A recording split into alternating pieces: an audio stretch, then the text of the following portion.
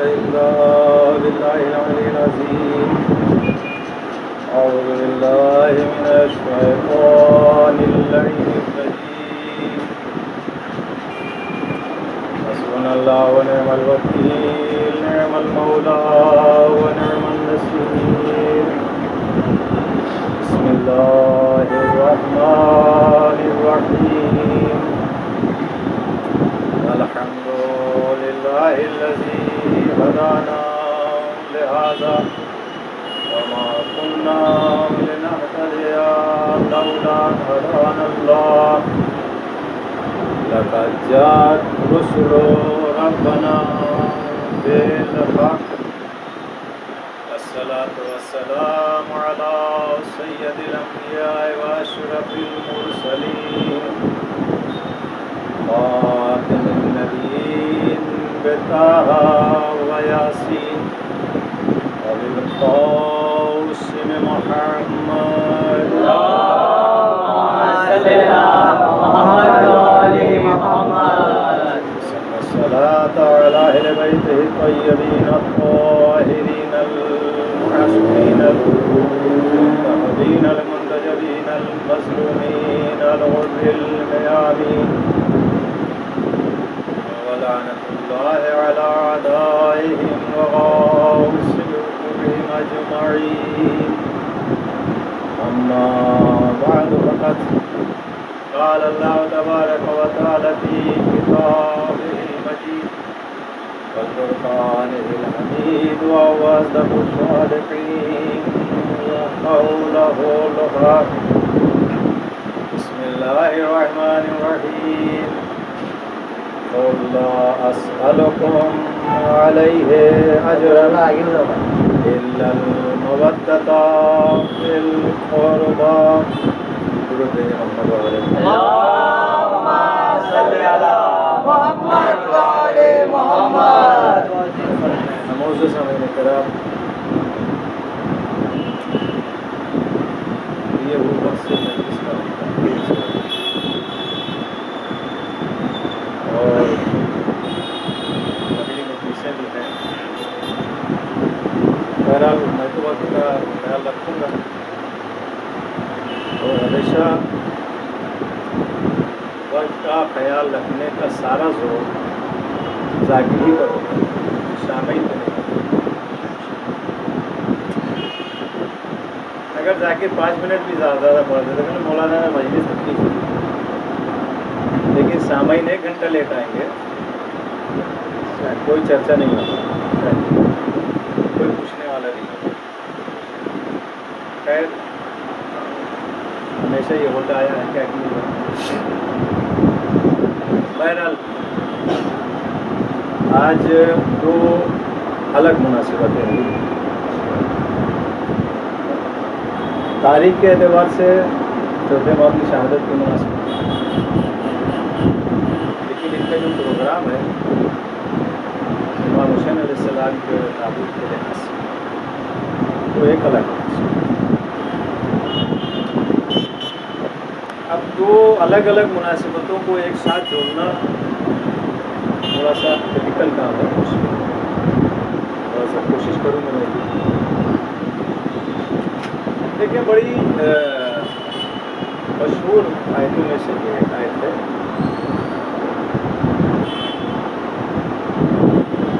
کہ اے رسول کہہ دیجیے لوگوں سے جو آپ کے پاس آئے ہیں رسالت کی اجرت دینے کے لیے. تو رسالت کی اجرت تو کچھ ہو ہی نہیں سکتی. اگر یہ دینا ہی چاہتے ہیں کچھ تو اہل بیت کی آل محمد کی محبت کہیں کہیں بڑی بدنام ہو جاتی ہے،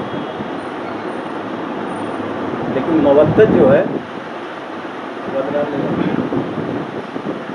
تو اہل بیت کی مودت اختیار کر لیں کافی. یہ بڑی مشہور ہے. اس کا پس منظر کیا ہے؟ پس منظر بھی آپ کو معلوم ہے اس کی آیت کا ترجمہ بھی، لیکن 1-2 چیزیں پیش کرنا ہے تو اس لیے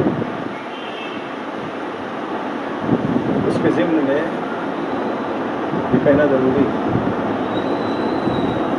कि जब अरबों की ये समझ में आया, देखिए अरब थे कैसे भी, जाहिल थे, अनपढ़ थे, शराबी थे, कबाबी थे, जो भी थे, लेकिन खुददार थे। वो जैसे भी थे लेकिन एहसान फरामोश नहीं थे। उन्होंने जब देखा कि इस रसूल ने इतनी मेहनत की, इतनी मशक्क़त की, तो हमको कुछ इसके एवज में बदले में देना चाहिए, एहसान फरामोश नहीं करना। जब भी अरबों की हिस्ट्री लिखी जाती है 1400 साल पहले, तो सारी बुराइयों के अलावा एक भी अच्छाई नहीं लिखी जाती, लेकिन मैं एक अच्छाई तो कम से कम बयान करूंगा। मैं बोलूंगा वो 1400 साल पहले के जाहिल अरब बद्दू आज के 1400 साल मुसलमान, 1400 साल बाद के पढ़े लिखे मुसलमानों से अच्छे थे। क्यों? इसलिए कि 1400 साल के बाद के पढ़े लिखे मुसलमानों को ये नहीं पता है कि एहसान का बदला देना चाहिए, लेकिन 1400 साल पहले वाले अरबों को पता था कि एहसान का बदला होता है। इसीलिए परवरदिगार आलम ने उस एहसान के बदले के एवज में आले मोहम्मद की मवद्दत मांगी। तो कम से कम इन मुसलमानों को तो गैरत आना चाहिए कि अबू तालिब का भी माल खा लिया भूल गए, खदीजा का भी माल खा के भूल गए। दुरूद भेजे मोहम्मद।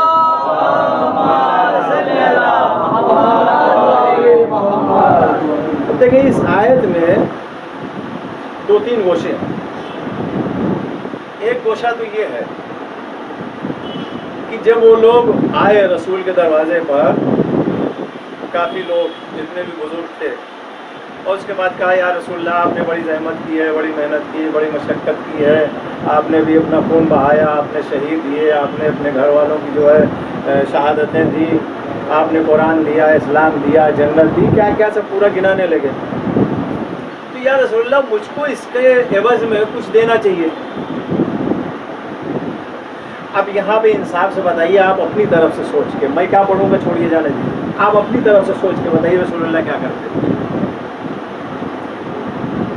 भाई रसूलल्लाह के पास दो काम में से, दो रास्ते में से तीसरा रास्ता नहीं था। या तो उनकी दी हुई चीज़ वापस ले लेते या एक्सेप्ट कर लेते, कबूल कर लेते, और ये सारे अरब मुसलमान खुशी खुशी चले जाते घर कि चलो हमने कुछ दे दिया।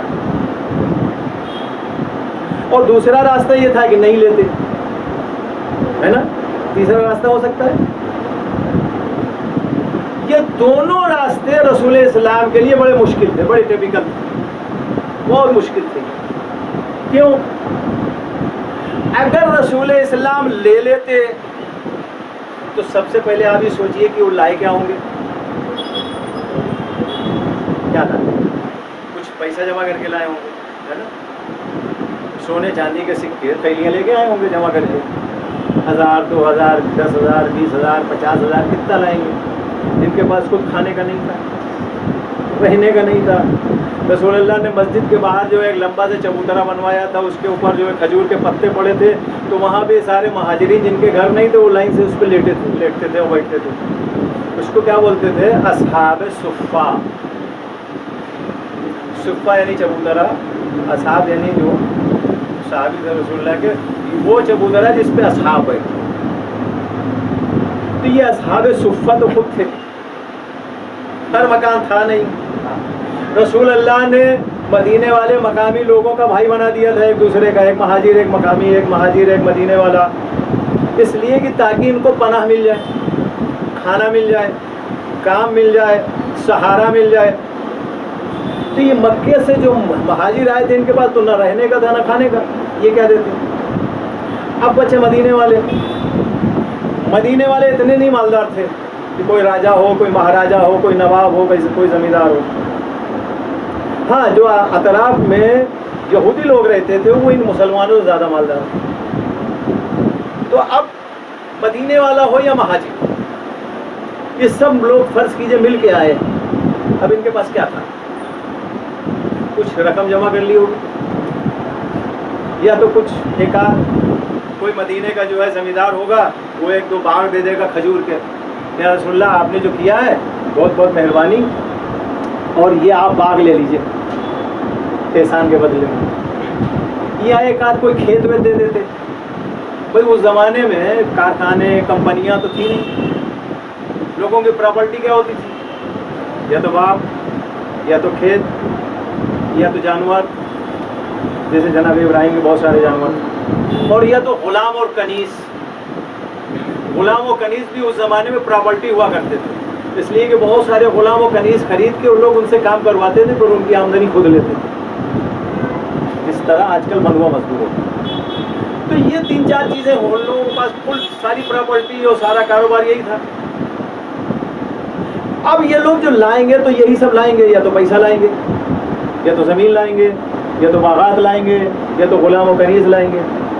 آپ انصاف سے بتائیے ان چاروں چیزوں میں سے کوئی ایک چیز ایسی ہے جو رسالت کے مقابلے میں کھڑی ہو سکتی ہے؟ قرآن کے برابر ہو سکتی ہے؟ اسلام کے برابر ہو سکتی ہے؟ جنت کے برابر ہو سکتی ہے؟ صراط المستقیم کے برابر ہو سکتی ہے؟ نماز روزے کے برابر ہو سکتی ہے؟ اسلام کے برابر ہو سکتی ہے؟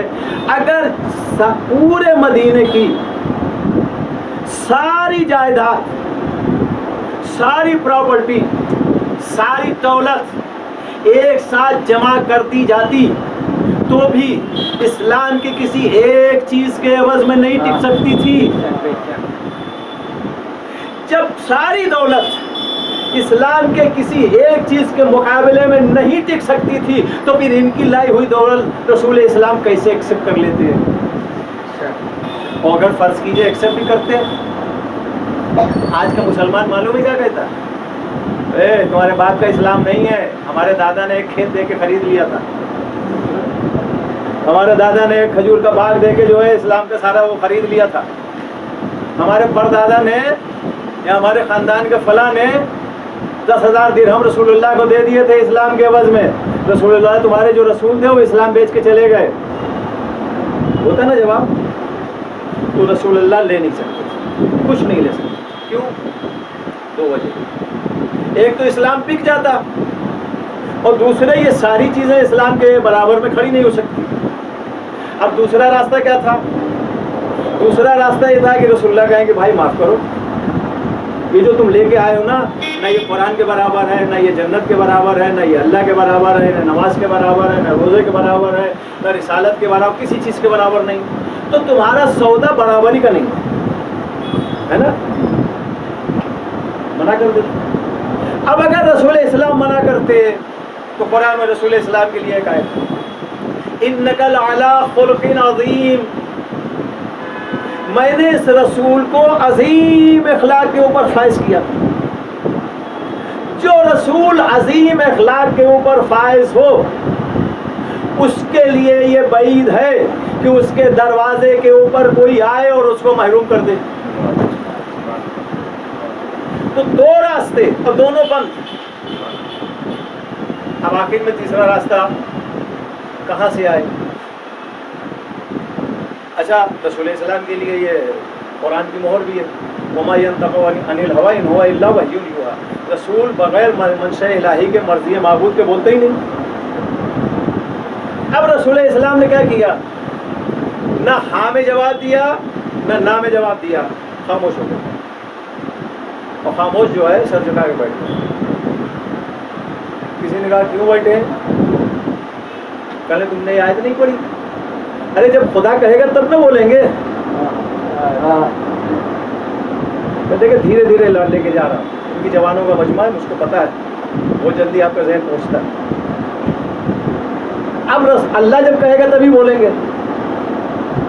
اب ہم انتظار کر رہے ہیں کہ اللہ بولے، جبریل بھیجے، آیت آئے، وحی آئے، پیغام آئے.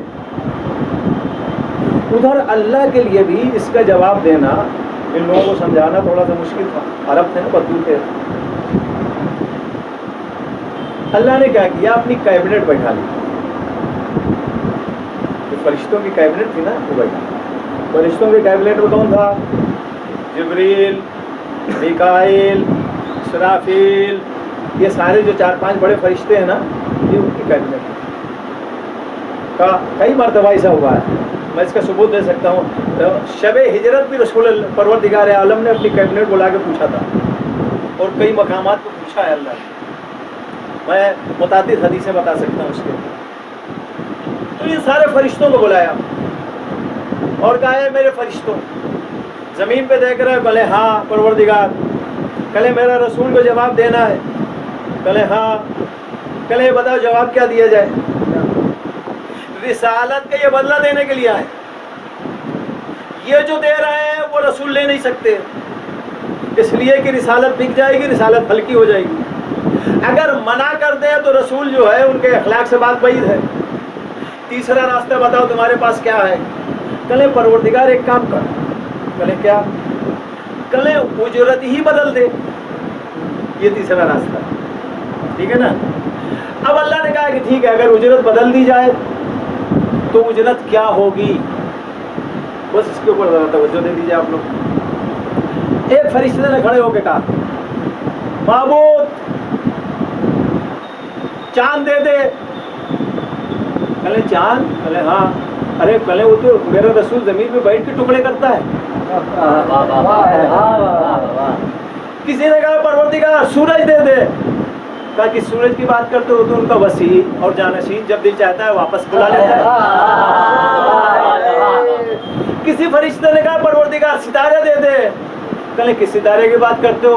وہ تو میرے حبیب کی بیٹی کی شادی کے لیے ستارہ زمین تک سجدہ کرنے چلا جاتا ہے.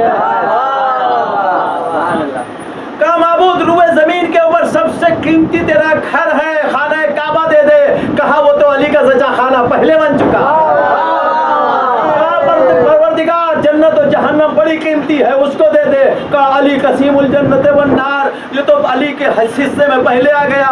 اب روز محشر علی ذمہ دار ہے، جس کو دل چاہے جنت دے، جس کو دل چاہے کیا دے دے. کسی نے کہا معبود ایک کم 1,24,000 نبیوں کو ایک طرف رکھ اور اس کو اجر رسالت قرار دے دے. تو ایک مرتبہ معبود نے کہا کہ نبیوں کی بات کرتے ہو، جب میرا حبیب سجدے میں پیشانی رکھ کے اور سجدے سے سر اٹھاتا ہے اور پیشانی سے جو پسینہ ٹپکتا ہے اس سے آدم کی خلقت ہوتی ہے، نوح کی خلقت ہوتی ہے، ابراہیم کی خلقت ہوتی ہے، موسیٰ کی خلقت ہوتی ہے، عیسیٰ کی خلقت ہوتی ہے. جس کے پسینے سے نبیوں کی خلقت ہوتی ہو وہ میرے حبیب کے رسالت کے مقابلے میں کیسے آ سکتی ہے؟ کہا کہ پروردگار پھر تیرا علم، تیری چیز تو ہی جان. ان کے پاس بھی راستہ تو سجھایا، لیکن اب یہ نہیں بتا پائے کہ کون سی ایسی چیز اجر رسالت قرار دی جائے جس سے رسالت ہلکی بھی نہ ہو، رسالت بکے بھی نہ. ایک مرتبہ پروردگار عالم نے کہا کہ جبریل کھڑے ہو. کہا معبود حاضر ہوں. کہا جا کے کہہ دو رسالت کی جو اجرت ہے وہ رسالت کے برابر ہو سکتی ہے. جنت، جہنم، زمین، چاند، سورج، یہ ساری چیزیں اس لیے نہیں ہو سکتی کہ یہ سب ان کو پہلے دے چکا ہوں. یہ سب ان کی غلامی کر چکے ہیں اور غلامی کرتے ہیں. نبیوں کی قیمت اس لیے نہیں بنا سکتا، اس لیے کہ نبی ان کے پسینے سے خلق ہوئے ہیں. میں ایک ایسی چیز قرار دیتا ہوں کہ نہ تو رسالت ہلکی ہوگی نہ تو رسالت بکے گی. کہا معبود وہ کیا؟ کہا میں نے اکیلے رسول کو اپنے نور سے نہیں بنایا بلکہ رسول کے نور سے 4 اور خلق کیے.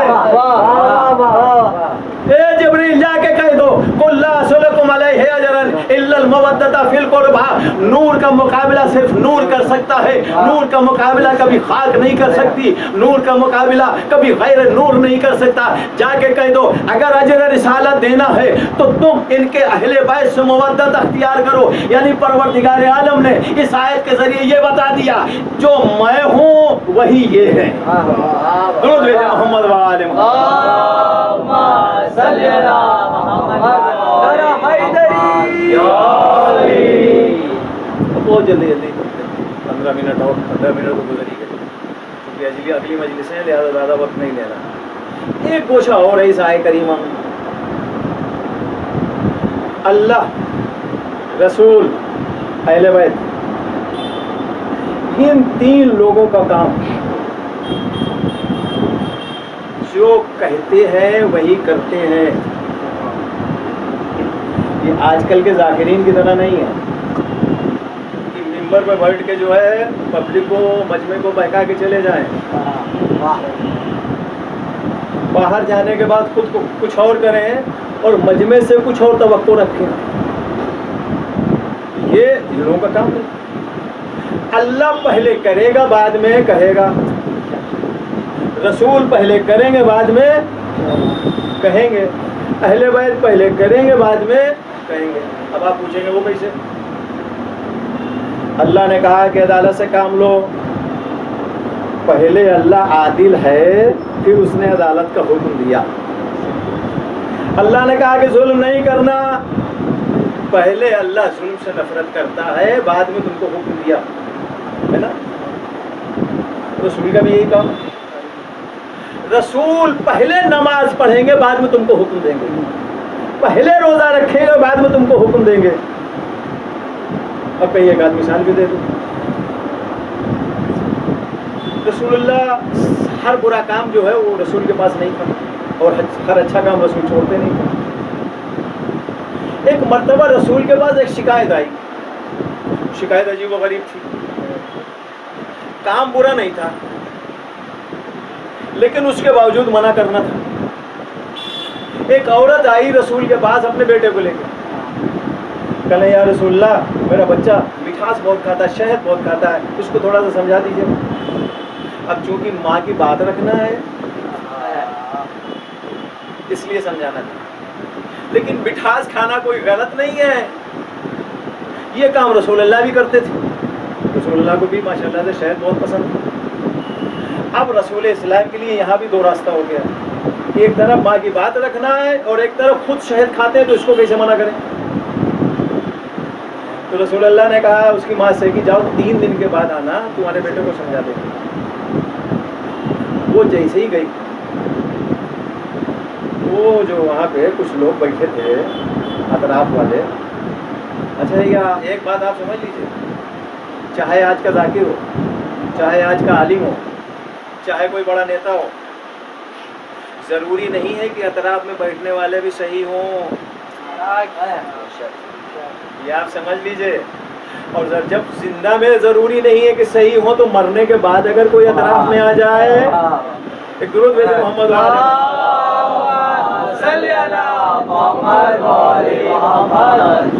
کہنے یا رسول اللہ اس میں کون سی بڑی بات تھی.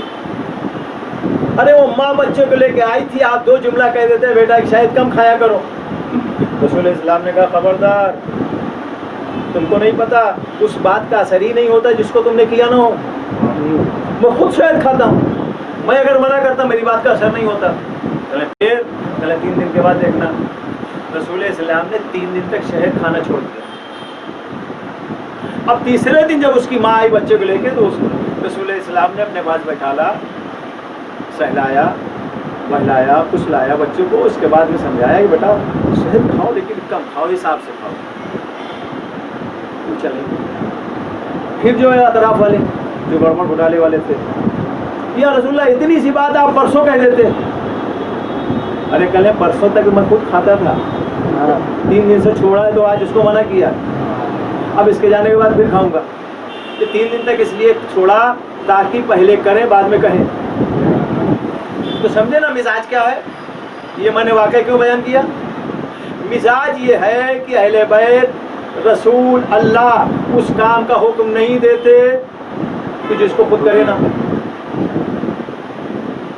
اب اللہ کیا کہہ رہا ہے سنیے توجہ کے ساتھ. اگر یہ مثال سمجھ گئے نا تو میری بات ایک اشارے میں سمجھ جائیں گے. یہ تینوں کا مزاج یہ ہے کہ پہلے کریں گے بعد میں کہیں گے. اللہ کیا کہہ رہا ہے بیچ کے रसूल इनसे कह दो कि हमारे अहले बैत से मवद्दत करें। इसका मतलब अल्लाह ने पहले मवद्दत की है, बाद में तुमको हुक्म दिया है। हम समझे अहले बैत वो है कि जिनसे अल्लाह मवद्दत करता है। तुम अगर नफरत करने लगे तो अहले बैत का कुछ कम नहीं होगा। किसी ने कहा ये बताओ अगर सारी दुनिया अल्लाह को न माने तो कहले क्या खुदा की खुदाई चली जाएगी? जिस तरह से अगर पूरी दुनिया खुदा मानना छोड़ दे उसकी खुदाई नहीं जाती। अगर सारी दुनिया अहले बैत मानना छोड़ दे तो अहले बैत की अजमत कम नहीं होती।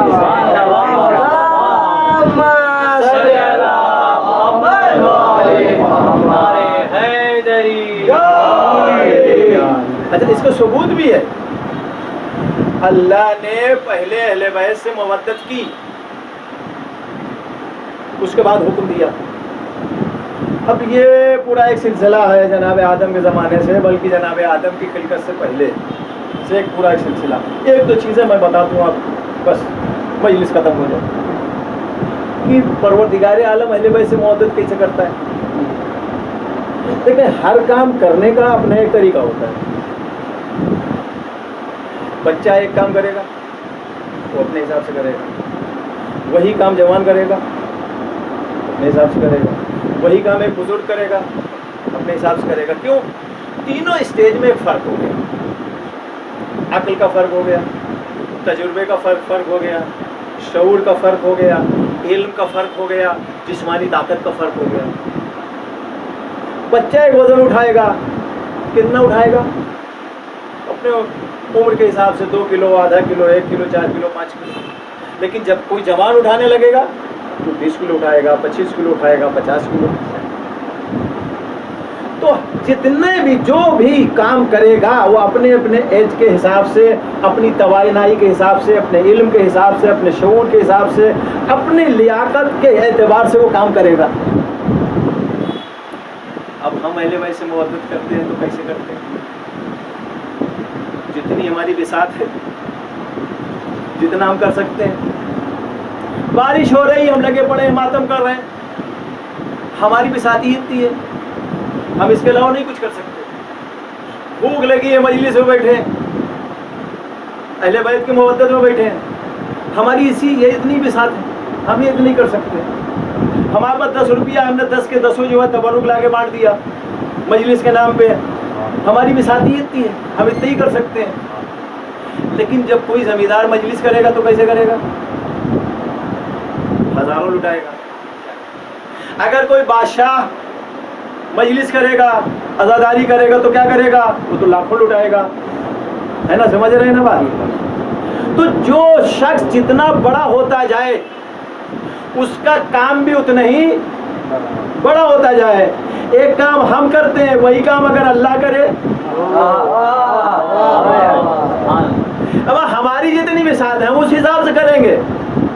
उसकी तो कोई बिसाती ही नहीं है, वो तो लाबिसात है, हर चीज़ में लामहदूद, उसकी ताकत लामहदूद, उसका इल्म लामहदूद, उसका अख्तियार लामहदूद, वो तो खालिक है।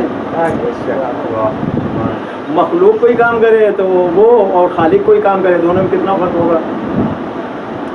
तो परवरदिगार आलम भी अहले बैत से मवद्दत करता है, लेकिन हम मखलूक होने के हिसाब से करते हैं, वो खालिक होने के हिसाब से करता है। यही वजह कि बहुत सी चीज़ें उन लोगों को समझ में नहीं आती जो अहले बैत को नहीं जानते। पर ये कैसे हो सकता है?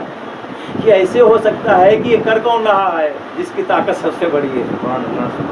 अब एक तो मैं मिसाल दे दूँ, अल्लाह ने अहले बैत से मवद्दत कैसे की? सिर्फ एक नाम अगर लूँगा तो ये होगा कि ये सब इन्हीं के लिए हुआ। मैं 2 नाम एक साथ लेके चलता हूँ। रसूल इस्लाम नमाज पढ़ा रहे हैं, बड़ा अहम मसला है, समझ लीजिए आप। रसूल इस्लाम नमाज पढ़ा रहे हैं, सुबह की नमाज है 2 रकत। रसूल इस्लाम पहली रकत के रुकू में गए और 3 मरतबा सुभान रब्बियल अज़ीम व बिहम्दिही का खड़े होने लगे। हज़रत मीकाईल ने आके रसूलुल्लाह के पैर पकड़ लिए। या रसूलुल्लाह, अभी आप रुकू से खड़े ना होइएगा। बोले क्यों? کہنے ابھی علی نماز میں نہیں آئے، ابھی علی نماز میں نہیں آئے۔ اب وہ سارا واقعہ آپ یاد کیجئے کہ مولا کائنات صبح ایک نماز کا وقت ہوا، مولا کائنات جو ہے اٹھے، دیکھا گھر میں پانی نہیں ہے اور نماز مسجد جانا، تو آپ نے کیا کیا، ادھر ادھر ڈھونڈا رسی کہیں مل جائے، تو رسی نہیں ملی، اور جتنا پریشان ہو رہے ہیں اتنی نماز کا وقت نزدیک آتا چلا جا رہا ہے۔ ایک مرتبہ علی شاعر اب کیا کریں، پانی کہاں سے لائیں اتنی جلدی؟ اچھا عربوں میں اس زمانے میں پتہ ہے کتنے گہرے کنویں ہوتے تھے، کتنی دور دور سے پانی آتا تھا۔ علی پریشان کیا کریں، سوچ رہے تھے ابھی حل کیا ہے، راستہ کیا ہے۔ اتنی دیر میں ایک آواز آئی، علی پیچھے گھوم کے دیکھو، تو کیا دیکھا کہ ہوا میں ایک برتن، ایک بالٹی، ایک ٹب، جو بھی آپ اندازہ لگا دیجیے، وہ ہوا میں معلق ہے، اس کے اوپر ایک کپڑا ڈھکا ہوا ہے۔ یا علی یہ کوثر کا پانی ہے، آپ کا دل جائے وضو کر لیں، آپ کا دل جائے غسل کر لیں، غسل کر لیں گے، پورا شہر پیتا رہے گا، پورا مکہ پیتا رہے گا، پورا مدینہ پیتا رہے گا، پوری دنیا استعمال کرتی رہے گی، یہ پانی اتنا ہی کا اتنا رہے گا۔ کیوں پتہ ہے؟ کوثر کا، کوثر کی ایک خاصیت ہے نا، آدم سے لے کر قیامت تک کا سارا جتنا بھی جنتی ہے کوثر کا پانی پیے گا، اس کے باوجود ایک بوند کم نہیں ہوگا۔ یہ کوثر کا پانی ہے۔ یا علی آپ کی مرضی، چاہے وضو کر لیں، چاہے غسل کر لیں۔ مولا کائنات نے جلدی جلدی طہارت کی اور اس کے بعد میں مسجد گئے، دیکھا کہ رسول اللہ جو ہے رکوع میں ہے، جلدی خوش ہو گئے، چلو نماز مل گئی۔ اب ظاہر سی بات لاسٹ میں گئے تھے تو بالکل آخری صف میں ان کو جگہ ملی، اور جلدی سے جا کے رکوع سے شریک ہوئے۔ جیسے ہی رکوع میں شریک ہو گئے ویسے ہی میکائیل نے پیر چھوڑ دیا، رسول اللہ نماز آگے بڑھائیے۔ رسول اسلام جیسے ہی نماز ختم انہوں نے کی ویسے ہی پیچھے پلٹے۔ اب مولا کائنات جو ہے پیچھے بالکل لاسٹ صف میں بیٹھے۔ رسول اسلام نے پہلی صف دیکھی، دوسری، تیسری، چوتھی، دیکھتے دیکھتے لاسٹ تک پہنچے۔ یا علی کھڑے ہو، علی کھڑے ہو۔ رسول اسلام کہہ رہے ہیں، رسول نماز میں ہے، علی کب آئے؟ نماز کی حالت میں۔ یا علی نماز میں آنے میں تم نے تاخیر کیوں کی؟ کہلے کہ یا رسول اللہ جب آپ کو یہ پتا ہے کہ میں تاخیر سے آیا ہوں تو آپ کو یہ بھی پتا ہوگا کہ کیوں تاخیر سے آیا ہوں۔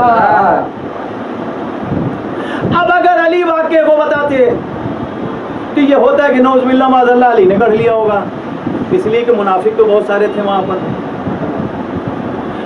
کہا یا رسول اللہ آپ ہی بتا دیجئے، ان لوگوں کو بیان کر دیجئے، اگر بیان کرنا ہو تو کون نہ جانے دیجئے۔ تو رسول اسلام نے کہا کہ میں رکوع میں تھا، علی نماز میں آ نہیں پائے، میں کھڑا ہونا چاہ رہا تھا، میکائیل نے میرے پیر پکڑ لیے کہ جب تک علی نہ آئے جب تک نماز آگے نہیں بڑھانا۔ میں نے یہ واقعہ سنا ہے، آپ کچھ اور سمجھے نہیں؟ ابھی سمجھاتا ہوں۔ نماز آگے نہیں بڑھانا، جب تک علی آ نہیں گئے میکائیل نے نماز آگے نہیں بڑھانے دی۔ کہا یا علی تمہارے ساتھ کیا ہوا؟ اس کے بعد علی نے پورا ادھر کا واقعہ بتایا کہ میں پانی کے لیے پریشان تھا، اسے پانی آیا، یہ وہ، اس سے آواز آئی، بات ہو گئی۔ اب ایک مرتبہ اور رسول اللہ نماز میں تھے، اب کی رکوع نہیں تھا، سجدہ تھا، سمجھ گئے نا؟ اب کی رکوع نہیں تھا، سجدہ تھا۔ وہاں باپ رکوع میں نہیں آیا تو نماز روک دی گئی۔ یہاں بیٹا حسین سجدے میں بیٹھا تھا تو رسول اسلام کو سجدے سے آگے نہیں بڑھنے دیا۔ اب میں پورا واقعہ نہیں پڑھتا ہوں، صرف دو جملے کہنا چاہتا ہوں، اب سمجھے پروردگار عالم ان اہل بیت سے کتنی محبت اور مودت کرتا ہے۔ اگر نماز میں غیر خدا کا تذکرہ آ جائے تو نماز باطل ہو جائے، لیکن اگر نماز میں علی نہ آئے تو نماز روک دی جائے، اگر نماز میں حسین نبی پر بیٹھ جائے تو نماز روک دی جائے۔ سمجھے، اگر غیر خدا کا تذکرہ آ جائے تو نماز باطل ہو جائے، اگر اہل بیت کو نماز سے چھوڑ دیا جائے تو نماز بے جان بے روح ہو جائے۔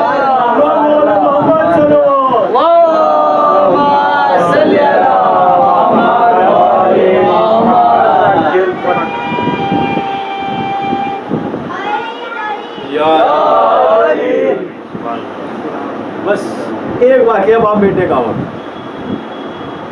तो उसके बाद में रहमत मौलाए कायनात जंगे सिफीन के लिए निकल रहे थे,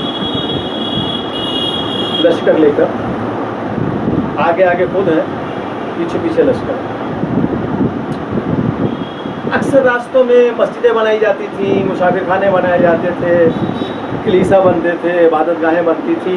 जो मुल्क और जो वहाँ के लोग हैं उसके हिसाब से अपना इबादत गाह बनाते, जैसे आजकल मंदिर और मस्जिद सब मिल जाते।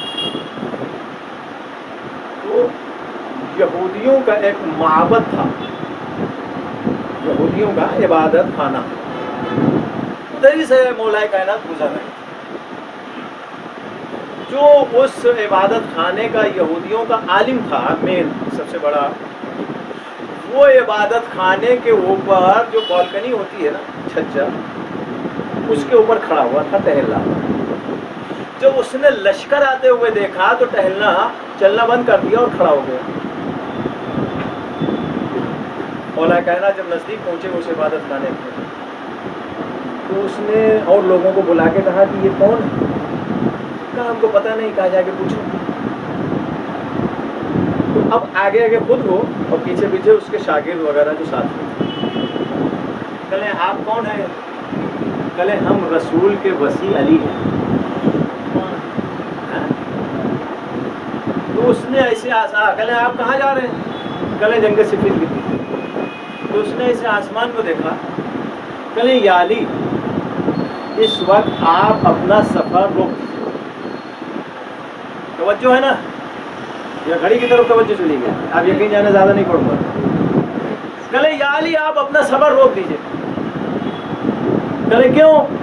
कहे इसलिए कि आपके नाम का जो सितारा है ना, गर्दिश में। अब सितारे का नाम सुन के कुछ और आप समझे कि नहीं समझे? नहीं समझे तो आगे समझा दो। या अली, आपके नाम का जो सितारा है ना आसमान में, वो गर्दिश में है। मौलाए कायनात मुस्कुराए और उसके बाद ने कहा कि तेरे कहने से सफर रोक दूं? कहे हाँ। कहे जो गर्दिश में सितारा है सही हो जाएगा? कहे हाँ। कहे इसको सही होने में कितना टाइम लगेगा? बोले इतना दिन। तो मौलाए कायनात ने मुस्कुरा के अपने घोड़े को एड़ लगाई, आगे बढ़े। अब जैसे जैसे अली आगे बढ़ रहे हैं वैसे वैसे सितारा सही हो रहा है। समझे आप? वो और हैं जो अखबार में सितारों की हरकत और गर्दिश देख के अपने काम रोकते हैं और बदलते हैं। ये अहले बैत हैं।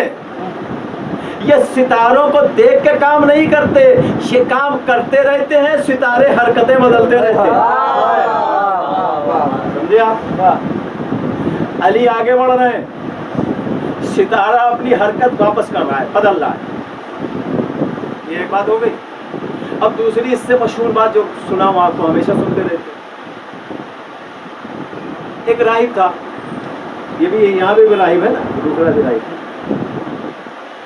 मस्जिद में आया, इस्लाम से कोई सरोकार नहीं, राहिब था, यहूदी।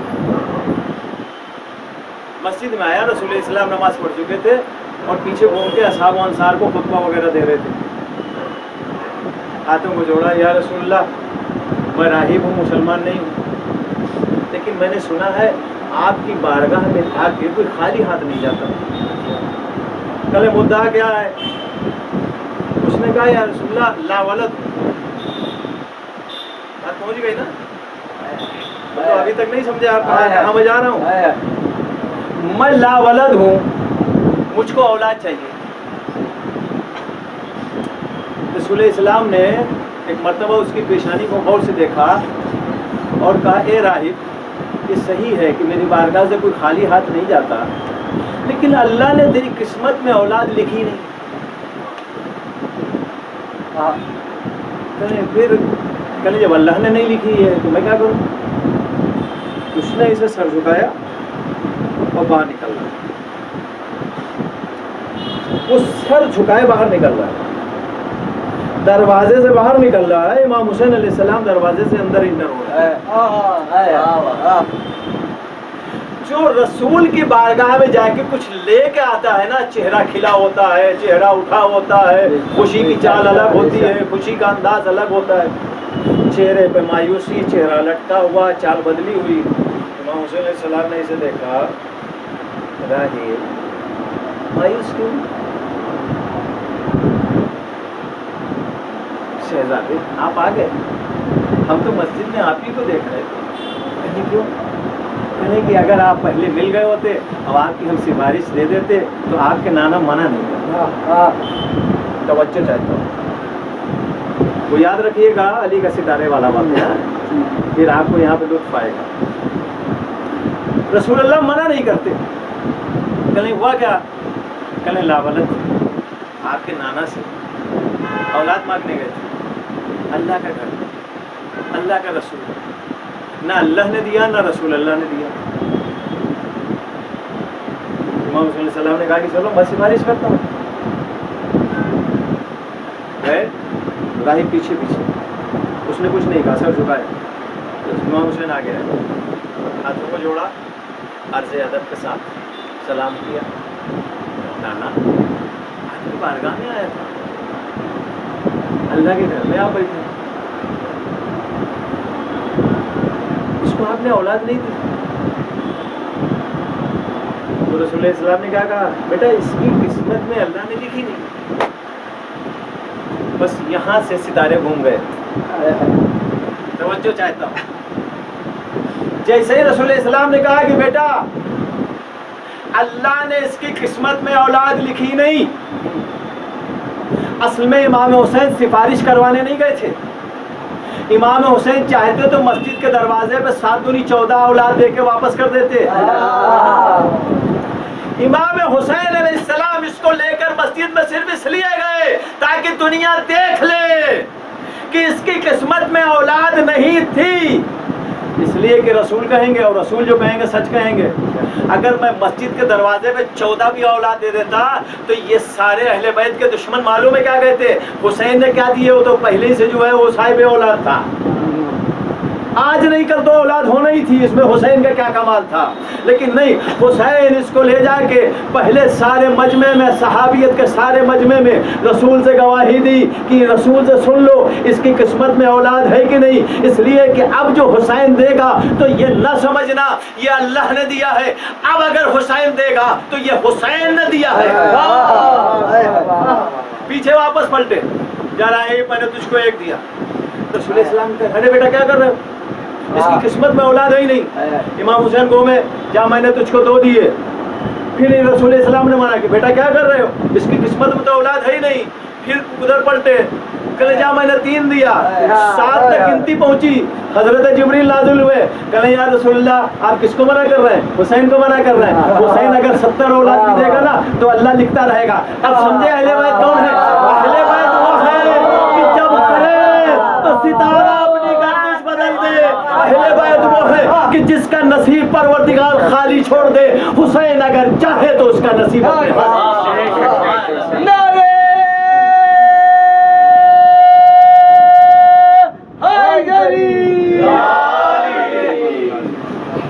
अब इसमें बताऊं कि अल्लाह का क्या काम था? भाई अल्लाह ने अहले बैत से मोहब्बत कैसे की? भाई साहब ये बताइए कि सितारों के ऊपर अख्तियार किसका है? खुदा का ना। खुदा के मंशा और मर्जी से सितारे अपनी चाल पलटते हैं ना। अब अगर इनके चलने से सितारे चाल पलटे हैं तो ये न समझना ये सितारों का काम है, ये समझना खुदा इनसे इतनी मोहब्बत करता है कि सितारों को इनके अख्तियार में दे दिया। किस्मत में औलाद नहीं है, किस्मत कौन लिखता है? परवरदिगार। अब अगर परवरदिगार किसी की किस्मत को खाली छोड़ के और हुसैन के अख्तियार में दे दे कि हुसैन तुम्हारा दिल चाहे तो लिख दो, तुम्हारा दिल चाहे तो छोड़ दो, तो ये समझ लो खालिक इनसे इतनी मोहब्बत कर रहा है कि जो उसका खुद का काम है वो अहले बैत के हवाले कर दिया। ये है अहले बैत कि जिनसे परवरदिगार आलम इतनी उल्फत और मोहब्बत करता है। کہ کائنات کا اختیار ان کے ہاتھ میں دے دیا. اب آپ سوچیے، یہ 3-4 مثالیں میں نے دے دی نا. کائنات کا اختیار کس کے ہاتھ میں؟ اہل بیت کے نا. اب لوگ ایک سوال کرتے ہیں، پہلے امام حسین علیہ السلام کو کیا ضرورت تھی اتنی بڑی طاقت حسین یزید سے ٹکرا گئے. چکر کیا ہے نا، ان کو حسین کی طاقت کا اندازہ نہیں تھا. حسین کی عظمت کا اندازہ تھا نا طاقت کا اندازہ تھا. غلطی نعوذ باللہ معاذ اللہ امام حسین نے نہیں کی جو بڑی طاقت سے ٹکرا گئے. غلطی یزید نے کی تھی جو حسین کی طاقت کا اندازہ نہ لگا پایا اور یزید حسین سے ٹکرا کے نیست و نابود ہو گیا. آج حسین گمنام نہیں ہے، یزید گمنام. کیوں؟ اس لیے کہ یزید کو اندازہ نہیں ہوا کہ حسین کتنی بڑی طاقت ہے، ورنہ آپ اندازہ لگائیں. ایک طرف 1.25 لاکھ سے 1.5 لاکھ کی فوج اور دوسری طرف حسین 70 لوگ لے کے کھڑے ہوئے. آپ کے ذہن میں تو 72 کی گنتی ہے نا، تو میں 70 کیوں کہہ رہا ہوں؟ بھائی علی اصغر آئے تھے جنگ کرنے؟ کیا نہیں آئے تھے؟ اور ایک تو خود امام حسین، تو 2 آدمی کم کر دیے، کتنے بچے؟ امام حسین کے ساتھ 70 ہی تو تھے. جناب علی اصغر نے تو جنگ نہیں کی، وہ تو پانی کے لیے آئے تھے. تو حسین 70 لوگوں کو لے کے کربلا کے میدان میں کھڑے ہیں. ادھر 1.25 لاکھ سے 1.5 لاکھ کا مجموعہ ہے، فوج ہے، اور سب بھاری ہتھیار اسلحے لیے ہوئے، سب جنگی میدان کے جو ہے سورما. اس کے باوجود یہ 70 نہیں ڈرے اور وہ 1.5 لاکھ ڈر رہے ہیں. کیوں معلوم؟ اس لیے کہ ابھی تک انہوں نے اندازہ نہیں لگایا تھا کہ طاقت کس کے پاس ہے. وہ یہ سمجھ رہے تھے کہ جس کے پاس بڑی فوج ہوتی ہے وہ طاقتور ہوتا ہے. ان کو یہ نہیں پتا تھا کہ جس کے پاس کائنات کا اختیار ہوتا ہے وہ ادھر حسین کھڑا ہے. یزید کا ظلم ہارتا چلا گیا، لیکن حسین کے صبر میں ذرہ برابر جنبش نہیں ہوئی. یہ تھی حسین کی طاقت. اور حسین تو پھر بھی امام ہے. اب حسین کے ساتھ شہید ہونے والے جو 71 لوگ تھے، اس میں ایک 6 مہینے کا بچہ، جب یزید کی 1.25 لاکھ سے 1.5 لاکھ کی فوج 6 مہینے بچے کے سامنے نہ ٹک سکی تو حسین کے سامنے گئے. بس ساری فوج علی اصغر کو دیکھ کے منہ گھما کے رونے لگی. یہ علی اصغر کا جہاد تھا، یہ علی اصغر کی طاقت تھی. اگر حسین چاہتے تو خود حسین کو میدان کارزار میں جنگ کرنے کے لیے آنے کی ضرورت نہیں تھی. اکیلے عابد بیمار کافی تھا، اکیلا عباس کا. حسین کو یہ جنگ، حسین کو اسلام جیت کے نہیں بچانا تھا. اگر حسین جیت کے اسلام بچاتے تو قیامت تک کے لیے اسلام نہیں بچتا. حسین نے شہادت کے ذریعے سے ایک ایسا نظام، ایک ایسا سسٹم دیا ہے کہ حسین قیامت تک کے لیے سیکور ہو جائے، قیامت تک کے لیے محفوظ ہو جائے. یہ جو عزاداریاں ہیں نا، یہ عزاداری اسی اسلام کے تحفظ کا ایک سسٹم ہے. یہ امام حسین اسلام روایت کے جملے سنیے گا آپ. جب امام حسین علیہ السلام جنگ کرنے کے لیے کھڑے ہوئے ہیں، بس آ رہا ہوں مسائل پہ، 2 جملے میں مسائل ختم کروں. تو امام حسین علیہ السلام ایک جگہ پر جنگ کرتے کرتے ان کو جگہ بدلنا پڑتی تھی. معلوم ہے کیوں؟ اس لیے کہ لاشوں کے اتنے ڈھیر لگ جاتے تھے کہ حسین کو جگہ تبدیل کرنا پڑتا. حسین کچھ دیر اگر میدان میں کھڑے ہو جاتے، خدا کی قسم ایک یزیدی میدان میں نہ بچتا. अब्बास को तुमने मारा? अब्बास ने जंग की कब थी? तुमने दगा से मारा। आबिद बीमार को हुसैन ने मैदान में भेजे नहीं, वरना अकेले आबिद बीमार काफी था। आबिद बीमार का नाम लक़ब जो है बीमार रख दिया गया। आबिद बीमार सिर्फ एक रोज के लिए बीमार हुए, वो भी इमाम हुसैन अलैहिस्सलाम की दुआ के बस, सिर्फ एक रोज के लिए बीमार हुए थे। अगर बीमार नहीं होते तो आबिद बीमार पर जंग वाजिब हो जाती और हो सकता है आबिद बीमार भी शहीद हो जाते। चूंकि इमामत के सिलसिले को आगे बाकी रखना था, लिहाजा इमाम हुसैन अलैहिस्सलाम ने अपनी जितनी ताकतें थी उसको डिवाइड किया, टुकड़े में तकसीम किया। मोहम्मद हनफिया एक ताकत उसको मदीने में छोड़ के आए, मुस्लिम इब्ने अकील एक ताकत उनको पहले कूफे में भेजा, वो वहाँ शहीद हो गए। अब हुसैन के पास दो बड़ी ऐसी ताकतें बची थी कि वो ताकतें अगर एक साथ जमा हो जाती तो यजीद की 1.5 लाख फौज नहीं पूरी हुकूमत जमा हो जाती। ये दोनों ताकतों का मुकाबला नहीं कर सकता था। कौन? आबिद बीमार, अब्बास। आबिद अब्बास को इमाम हुसैन अलैहिस्सलाम ने जंग की रजा नहीं दी। अब्बास की आधी ताकत कम बढ़, 2 रकअत नमाज पढ़ के इमामत के सिलसिले को आगे बढ़ाना था, इसलिए दुआ की। आबिद बीमार एक रोज के लिए बीमार हो गए, एक रोज ऐसे बीमार की गश पे गश आ रहा ताकि जंग वाजिब ना हो और सिलसिले इमामत क़यामत तक पहुंचे। क्योंकि आबिद बीमार की भी आज शहादत की तारीख है, इसलिए तस्करा करना जरूरी है। ये दोनों चचा भतीजे आबिद बीमार मौला और हजरत अब्बास अलैहिस्सलाम शब आशूर एक मर्तबा यजीद की फौज का मुआयना करते हुए एक पहाड़ी के ऊपर पहुंचे और पहाड़ी के ऊपर पहुंच के दोनों खड़े वो साथ में बात कर रहे थे। दोनों की बात इमाम हुसैन अलैहिस्सलाम ने सुन ली। मालूम है दोनों क्या बात कर रहे थे? चचा तुम वो कोना संभालना, मैं ये कोना संभालूंगा, बाबा बीच में रहेंगे। देखूंगा एक यजीदी अगर आगे बढ़ जाए और सारे लश्कर को न खत्म कर दे तो फिर मेरा नाम अब्बास नहीं, फिर मेरा नाम जो है ज़ैनुल आबिदीन नहीं। इमाम हुसैन अलैहिस्सलाम ने इस ताकत को कम किया।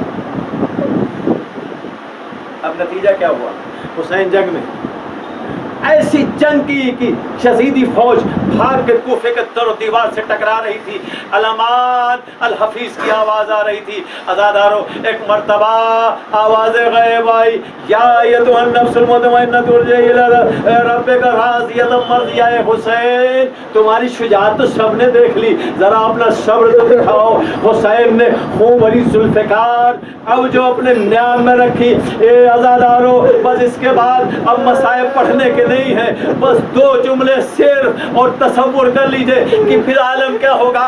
वो फौज जो कूफे के दरो दीवार से टकरा रही थी धीरे धीरे वापस आई। एक मर्तबा की सर ने शिमर मलून ने आवाज दी, तुम लोग कहाँ जा रहे हो? हुसैन ने अपनी तलवार को न्याम में रख लिया है। भागी हुई फौज एक मर्तबा दोबारा सिमटी, कहा हुसैन को चारों तरफ से घेर लो। अगर हुसैन से तन की लड़ाई की तो फिर कोई जीत नहीं सकता। हाँ आज़ादारो चारों तरफ से घेरा गया। जिनके तीर खत्म हो चुके थे वो जमीन से झुक झुक के पत्थर उठाते थे, हुसैन की तरफ फेंकते थे। जिनके पास तीर बचे थे एक साथ हुसैन की तरफ इतने तीरों की बारिश होती थी। हुसैन कितने तीरों को रोकेगा? हाँ आज़ादारो हुसैन घोड़े के ऊपर खड़े हैं, तीरों पे तीर, पत्थरों पे पत्थर, नेज़ों पे नेज़ों के वार हो रहे हैं। हुसैन का सारा जिस्म तीरों से और जख्मों से छलनी हो गया। एक मर्तबा आवाज आई, ए हुसैन अब तुम सब्र दिखा चुके। हाँ आज़ादारो हुसैन अपना सब्र दिखा रहे हैं। इसी भी आज़ादारो मालूम है क्या हुआ? एक मलून ने किसी एक शख्स ने एक पत्थर फेंका, हुसैन की पेशानी में पड़ा, खून बहने लगा। हुसैन उसी घोड़े के ऊपर तेवरा गए। अब हुसैन घोड़े के ऊपर कभी दाहिने जाते हैं कभी बाएं जाते हैं।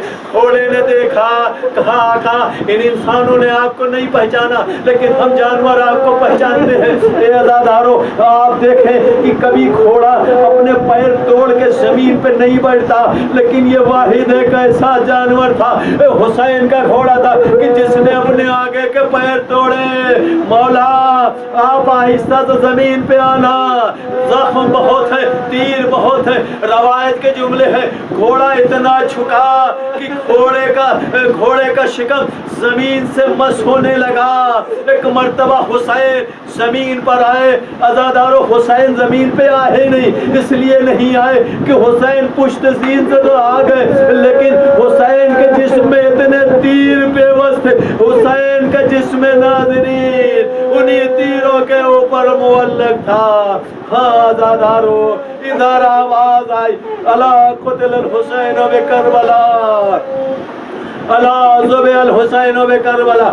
زینب کبریٰ نے یہ آواز سنی، ایک مرتبہ بھاگتی ہوئی عابد بیمار کے خیمے میں آئی، عابد بیمار کا شانہ ہلایا، اے بیٹا دیکھو کیا قیامت آ گئی ہے، سارے سیاہ آندھیاں چل رہی ہیں، فرات کا پانی نیزوں اچھل رہا ہے، اے بیٹا ذرا زغت سے آنکھیں تو کھولو۔ عابد بیمار نے اب جو آنکھیں کھولی، اے بوبی اماں اٹھنے کے لیے ایک عصے کا سہارا دیجئے، عصا دیا گیا، ارے عابد بیمار نے عصے کا سہارا لیا، کہا بوبی اماں ذرا خیمے کا پردہ ہٹایا، اب جو خیمے کا پردہ ہٹایا گیا، عابد بیمار لرزتے کانپتے بدن کے ساتھ ایک مرتبہ کہنے لگے، اے بوبی ذرا سا جلدی میری تلوار تو دینا۔